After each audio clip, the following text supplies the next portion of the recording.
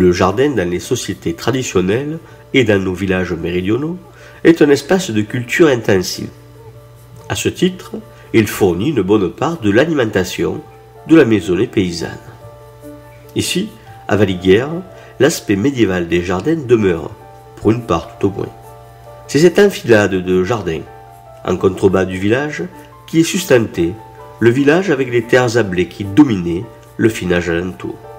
Dans le jardin, le chou est au Moyen-Âge un élément central, mais on y trouve aussi des fèves, des artichauts, des carottes, des concombres, des salades bien sûr, des lentilles, des oignons en abondance, des poireaux, que l'on nomme l'asperge du pauvre, car l'asperge, elle, est un mets noble. La localisation des jardins est en général à cette époque déterminée par un accès à l'eau. Ici, c'est le captage du ruisseau qui a permis de créer cette enfilade de jardins au pied du fort villageois du XIVe siècle. Le jardin médiéval est bien entendu un espace fermé et entouré de hauts murs, en général de 2 mètres de haut, afin de cacher à la vue des passants la luxuriance du lieu.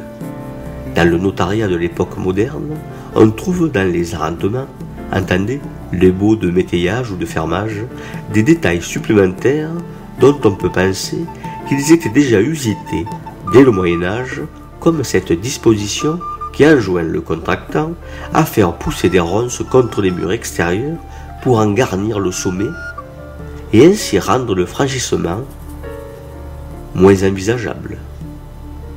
Ce que l'on craint, c'est le chapardage, le vol de fruits, comme on l'appelait. Tendre le bras et prendre ce qui est à portée semble n'avoir pas été facilement accepté comme qualifiant un vol.